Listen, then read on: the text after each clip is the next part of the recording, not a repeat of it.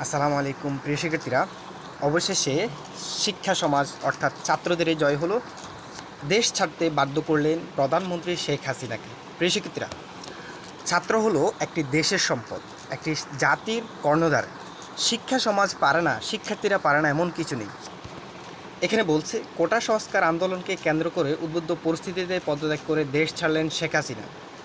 সে সময় তার ছোট বোন শেখ রেহানাও তার সঙ্গে ছিলেন জানা গেছে।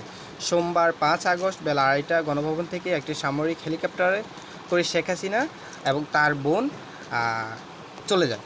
জানা গেছে হেলিকপ্টারে ভারতের পশ্চিমবঙ্গের উদ্দেশ্যে রওনা দিয়েছে। একদিকে বার্তা সংস্থা এমপি জানিয়েছেন শেখ হাসিনা ও তার ছোট বোন শেখ রেহানাকে নিরাপদ স্থানে গেছেন এবং শেখ হাসিনা যাওয়ার আগে একটি ভাষণ রেকর্ড করতে চেয়েছিলেন, যদিও সেই সুযোগ পাননি। তোমাদের সবার অনুভূতি কী সেটা অবশ্যই কমেন্ট করে জানিয়ে দাও।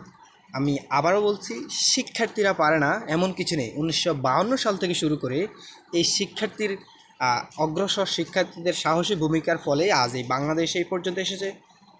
সো আমাদের শিক্ষা সমাজকে, আমাদের আগামীর ভবিষ্যৎ, আমাদের শিক্ষার্থী সমাজ, আমাদের আগামীর কর্ণধার। সো আমাদেরকে জেগে উঠতে হবে, যে কোনো মোকাবেলা, যে কোনো পরিস্থিতিতে আমরাই অগ্রসর হব।